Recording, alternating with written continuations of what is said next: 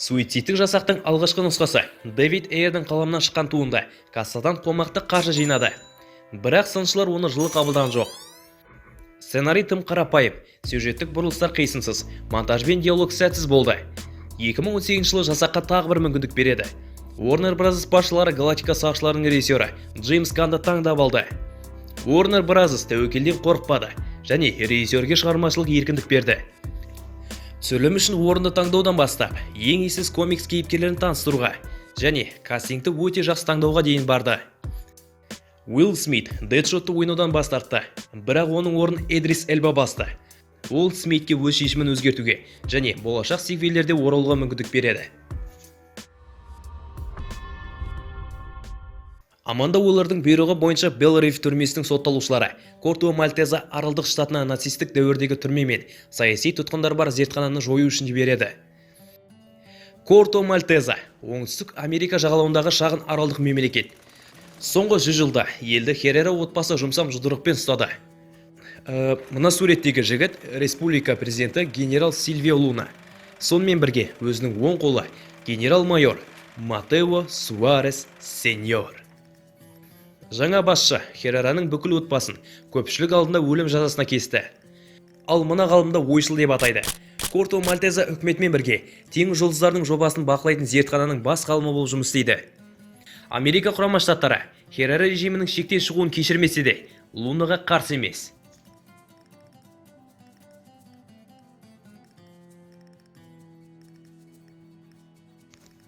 Билік интригалар бар доға Джеймс Ганның саясаттағы сатирасына айналды.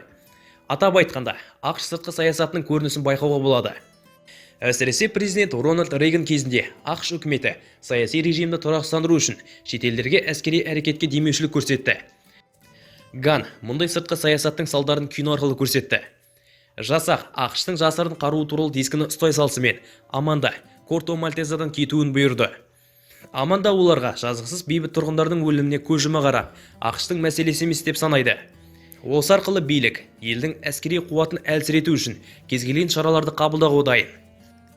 Тайка Вайтити жанкештер жасағында екі құйрықтың рөлін сомдады.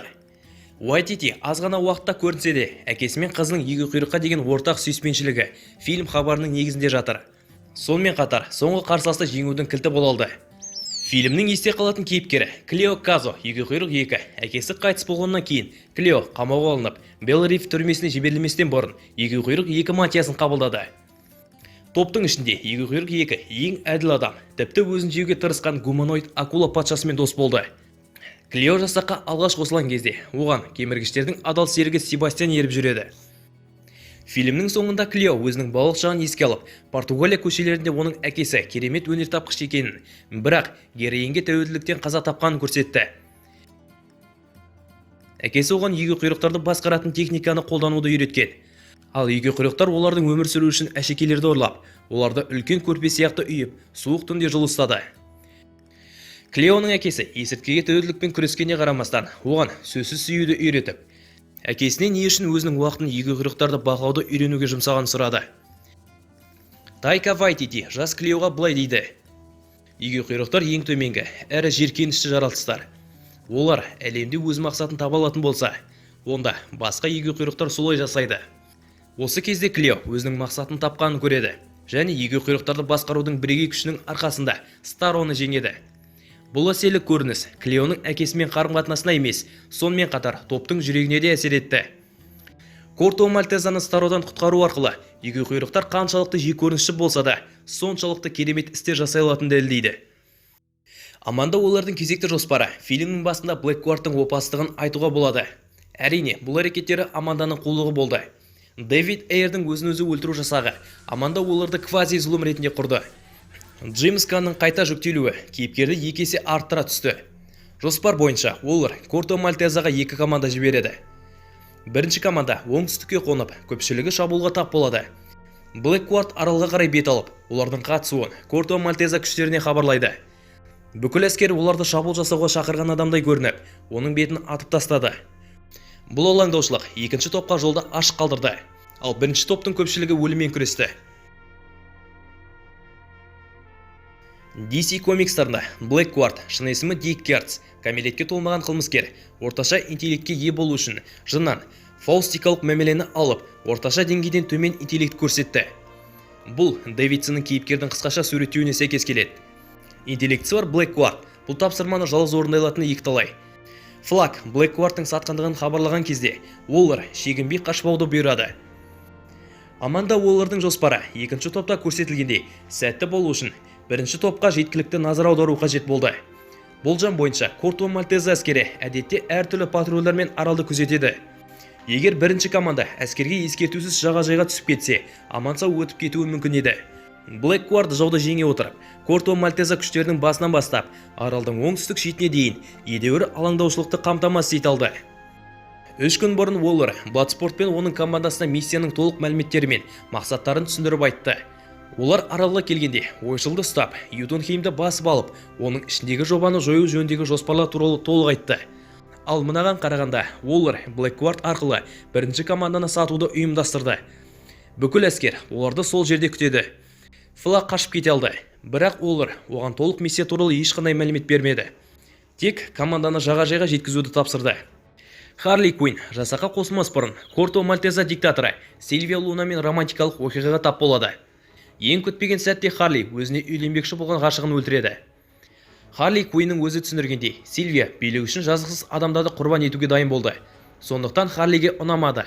Сонымен қатар Харли қатыгездік пен өшпенділік, сыртқы сұлулықтың артында жасырынған философиялық идеяға опасыздық жасайды. Староны айлакер ойшыл және басқа ғалымдар оны ұрлап әкеткеннен кейін ұзақ жылдар бойы зертханада мәжбүрлеп ұстады. Старо ғарышта қалықтап жүрген жұлдыздардан бейбіт түрде ләззат алды. Ол тіпті жерді басып алуды да ойлаған жоқ. Жұлдыз балық миссиясында X тобы Староны әрең жеңді. Бұршақ адам Староға сондай керемет шабуыл жасап, өміріндегі ең алғашқы әрі соңғы супер қаһармандық қадамын жасады. Содан кейін алып жұлдыз оны жаншып тастады. Bloodsport'тың соққыларда Староға көп зиян тигізбеді. Клео Казо егеу құйрықтарды Староға жіберді. Харли найзасымен алыптың көзін тесіп, егеу құйрықтардың кіріп кетуіне жол ашты. Кеміргіштер Староны ішінен өлтірді. Старо бұдан кейін қайтып келе алмайды. Дегенмен комикстарда Старо өзінің шағын нұсқаларымен қайта тірілген. Дэвид Эйрдің жанкештер жасағында посткредиттерді ескере отырып, Брюс Уэйн Аманда Уоллерге Task Force X туралы барлығын білетінін айтады. Команданың кез келген әрекеті қараңғы сердің радарына айналуы мүмкін еді. Тапсырма күші Американың лас құпиясы Староны жеңіп, айғақтар қолға түсуін тоқтату үшін жіберілгенде, Бэтмен, Супермен немесе Лига тобы аралға жақындамайды. Әрине, Суперменнің ыстық әрі жойқын лазері Bloodsport'тың S4-ке оралған бомбасына қарағанда Ютунхеймді жоюдың оңай тәсілі болар еді. Сұрақ олардың қайда екендігінде емес, неге олар Староға қарсы күреске қатыспайды? Біріншіден, Аманда Уоллердің миссиясы құпия болып табылады. Себебі ақш үкіметі жұлдызды балық жобасына қатысы бар. Екіншіден, бұл жоспар ешқашан Староны тоқтату емес, қауіпті айғақтарды жасырып қалу мақсатында жасалды. Өйткені әділет лигасы тым қауіпті. Хронологиялық тұрғыдан алғанда, жанкештер жасағын логикалық түрде жалғастырды. Харли Куин Джаред Летоның Джокермен кездеспейді. Джос Уэйднің әділет лигасы аяқталысымен супер қаһармандар Брюс пен Диана әділет залында операциялық базаны құрды. Екеуі де қоғамдық қаһармандар ретінде жұмыс істеді. Уэйдн лиганы құрған кезде ақталуға көбірек негіз бар. Барри Аллен орталық қаланың полиция департамент қызметіне орналасса, Киборг әкесімен бірге өз қабілетін зерттеді. Ал Аквамен суасты әлеміне оралды. Лекс Лютер әділетсіздік лигасына қатысты жоспарын құрып жатыр.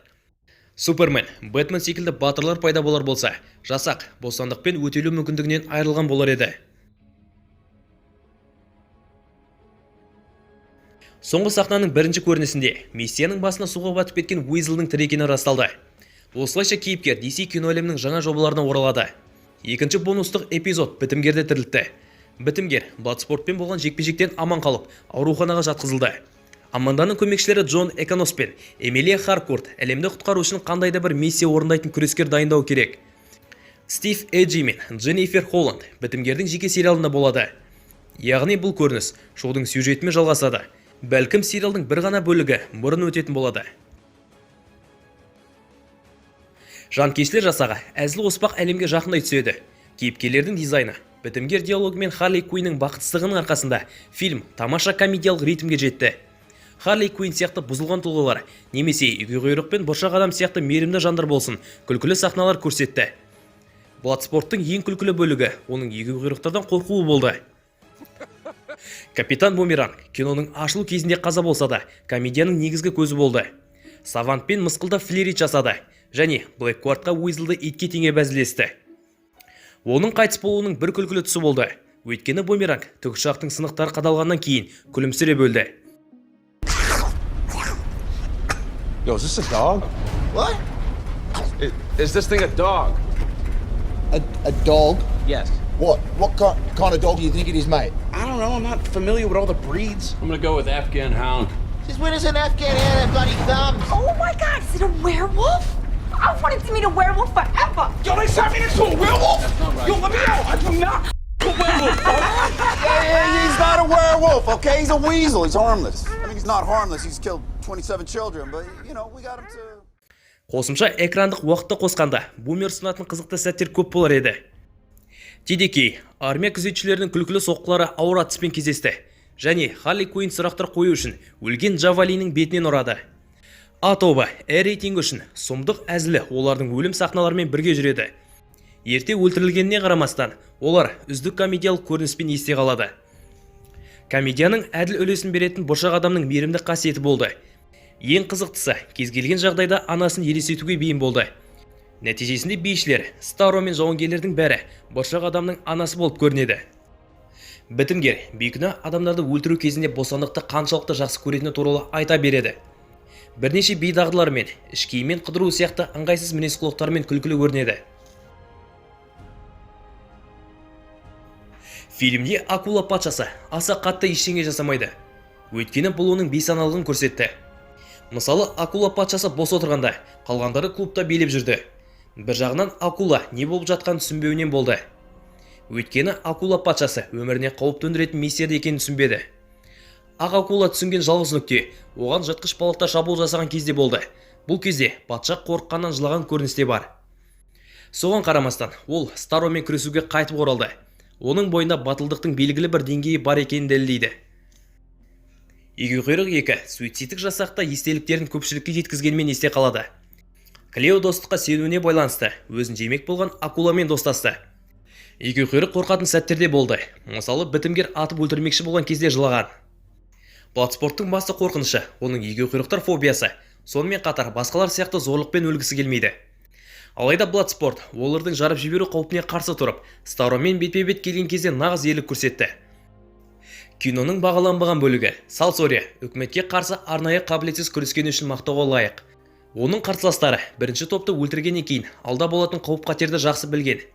Сонымен бірге миссиясын жалғастырып, өз ұлтын азат етуге құштар болды. Оны жатқаламдықпен күреспегені үшін кінәлауға болмайды. Ол кезде Салсория капитал ғимаратына кіріп, диктатура режимін тоқтатуға батылы жетті. Егер бітімгер Гарри Поттердің кейіпкері болса, ол міндетті түрде Говардстың Гриффиндор үйіне орналасатын еді. Себебі бітімгер батылдық танытып, батырлар кешенін құрды. Бітімгер ешқашан өлуден, сәтсіздіктен, немесе жауларына тап болудан қорықпады. Оның орнына кез келген сәтте бейбітшілікке сенетіндіктен күресу идеясын ұнатты. Оның әлсіз тұсы үкіметке қарсы шықпай құлықсыз қалуы. Рик Флагты өлтірсе де, адамдардың жақсылығын ғана ойлады. Суицидтік топ DC-дің бұрын жасаған туындыларынан бөлек мүлдем өзгеше кинематографиялық тәжірибе болды. Джеймс Ганның ойынша, актерлар мен экипаж көрермендерге интеллектуалды түрде жасалған өлімге әкелетін қару-жарақтармен мақтаналды. Джавалин кино басталған соң бірнеше минуттан кейін қаза тапты. Алайда кейіпкердің қаруы фильмдегі рөлі аяқталғаннан кейін Харли қолданды. Найза ешқандай сиқырлы қасиеттерге емес, немесе арнайы жабдықты жасырмайды. Дегенмен найза сынбайды, жақсы теңдестірілген және де қақтығыстар кезінде тамаша көмекші болып табылады. Харли сансыз зұлымдарды найзамен өлтірді, тіпті оны Староның өзіне қарсы қолданды.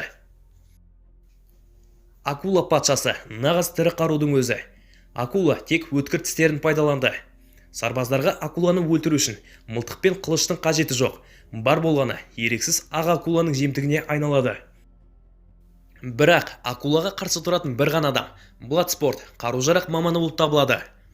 Оның сахналық дизайнның әр аспектісі мылтықтан бомбаға, пышаққа, басқа да объектілеріне дейін әртүрлі гаджеттерді жинау үшін жасалған. Костюмның әрбір бөлігі бір-бірімен бірігіп, жауға қарсы қолданатын басқа құралдардың толық жиынтығын жасай алады. Старо тірі қару ретінде жасалған тағы бір кейіпкер.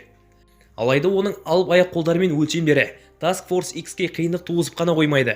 Сонымен қатар, кішкентай жұлдыздары да үлкен кесірін тигізеді. Бұл қорқынышты тіршілік иелері бет ұстаушы бөтен дизайны өте ұқсас.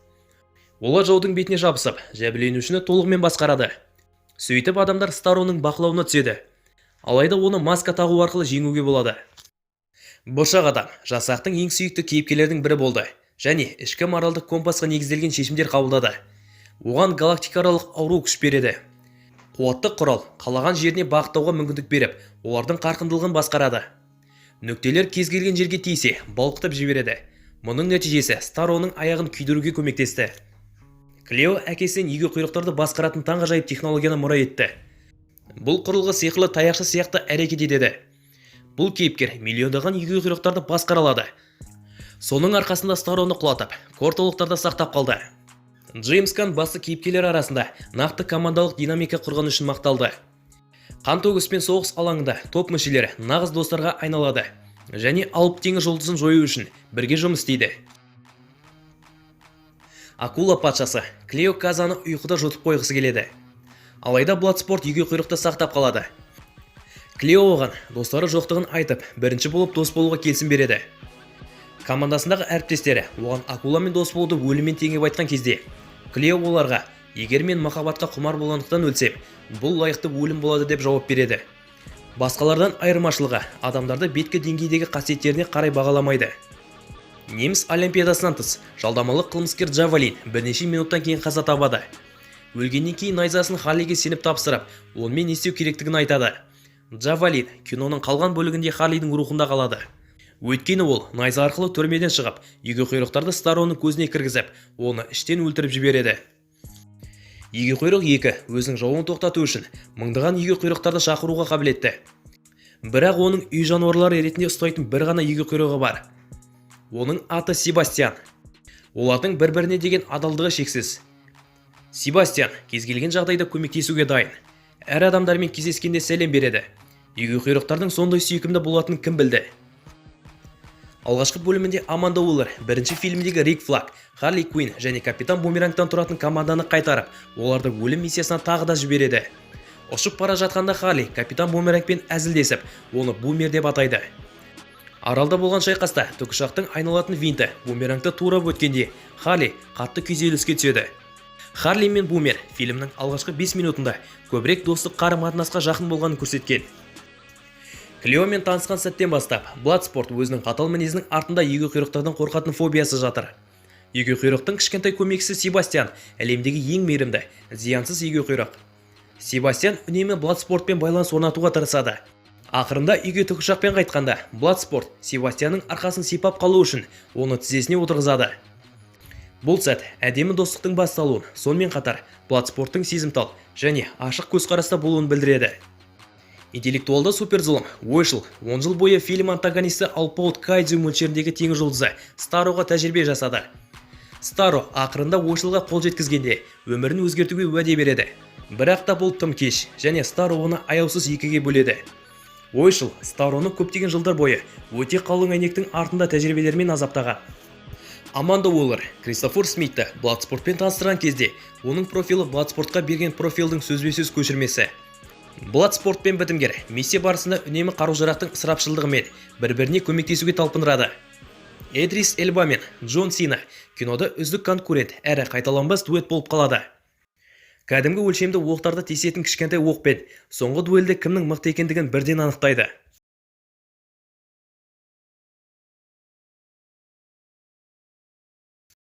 жылы жасақ арасында ерекше кастинг болмады. Тек екі кейіпкер Дэдшот пен Харли болды. Себебі Уилл Смит пен Марго Роббидің алдыңғы жылы Fox фильмінде бірге ойнауына байланысты болуы мүмкін. Бірақ та Джеймс Ганның жасағы мұны толығымен жақсартты. Джеймс Ганның режиссерлігіме, әлде басқа нәрсеме 24 актерді бір фильмде ойнаталды. Джеймс Ганн өткен фильмдердегі көптеген әріптестерін жинады. Мысалы, Майкл Рукер, Дэвид Дастмальчер, Нейтан Филон, режиссердің ағасы Шон Ганнан басқа кастинг таңдауы өте жақсы. Идрис Эльбаның Бладспорт рөлі өте динамит. Ал бітімгер Джон Синаның 2021 жылға ең жақсы рөлі екенін айтпағаның өзінде қалған актерларды мақтауға тұрады. Джеймс Ганн Дэйв Батистаны шақырғысы келді, бірақ актер басқа жауларда бос емес болғандықтан қатыса алмады. Шон Ганн Уизлді ойнап қоймай, сонымен бірге мерекеде және басқа да маңызды күндерде адам өлтіретін Бэтменнің әйгілі жауы күнтізбені ойнады. Жанкүйерлер, болат адамның ақырғы әрекетінде болған барлық бейбіт тұрғындардың құрбан болуы, осындай мәселені болдырмау үшін саналы түрде күш салуда. DC әлемі соңғы шайқастарда енді адамдары жоқ Корто Мальтеза аралын таңдайды. Корто Мальтеза оңтүстік Америка елдерінен шабыт алып, ойдан шығарылған арал. Джунглидің орналасуы, пальма ағаштары, панамамен безенделген декор, бай габелемен ерекше көрсетті. Суицид жасағының сиквелі тек рейтинг үшін өз шегіне жетті. Акула патшасы құрбандардың денесін екіге бөліп, аяқ қолын жұлып жейді. Ал Bloodsport-пен бітімгер бейкүнә адамдарды өлтіруді жарыс ретінде қарастырады. Харли барлық корталық әскерді қырып тастап, қанның орнына гүл жапырақтары мен сайрайтын құстарға ауыстырады. Қысқасын айтқанда кино соншалықты қорқынышты емес. Фильмді сыншылар мен көрермендер мақтады. Егер касса жағынан Warner Bros. Бастықтарын қанағаттандырса, онда 3-ші бөлім болатыны сөзсіз. Фильмнің финалында Аманда Уоллерді өзінің қатал пікірімен бөліспеген қылмыскерлер жеңді. 3-ші бөлімді құрмас бұрын жасақтың жаңа көшбасшысын табу керек. Рик қайтыс болды, ал Bloodsport босатылды. Суицид жасаға командаға жаңа кейіпкерлерде, ескі кейіпкерлерде кіру мүмкін. Әсіресе жанкүйерлер Дэдшотты қайта көргісі келеді. Әсіресе фильмдегі отбасылық құндылықтар туралы айта кету керек. Дэвид Эйрдің жасағында Дэдшоттың қызы оған қылмыспен айналыспауды өтінеді. Ал Джеймс Ганн жасағында Bloodsport'ың қызы ұрлық жасап түрмеге тап болады. Клеоның әкесі өте жақсы адам, бірақ есірткіге тәуелді. Ал бұршақ адамның анасы өз балаларына жабайы эксперименттер жүргізді. Мұның барлығы батырларға деген жанашырлықты арттырады. Фильм ақш-та 5 тамызда шығып, сол күні HBO Max арнасында бір айға қолжетімді болды. Фильм сыншылардың оң бағасын алды. Сыншылар Ганның бағыт-бағдарын, визуалды стилі мен күлкілі әзілін жоғары бағалады. Фильм бүкіл әлем бойынша $17 миллион астам табыс әкелді. Бұл өте аз. Тіпті киноның бюджетіне жетпейді. Джон Сина ойнаған бітімгер телехикаясы HBO Max арнасында 2022 жылдың қаңтарында дебют жасайды. Соңғы титр суицидтік жасақ миссияның барлық кезеңін жалғастыруға уәде береді. You know I love you the way that I love you.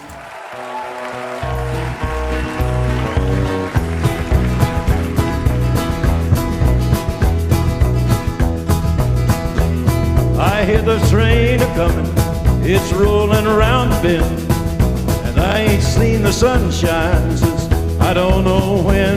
I'm stuck in Folsom Prison, and time keeps dragging on, but that train keeps a-rollin' on down to San Antone.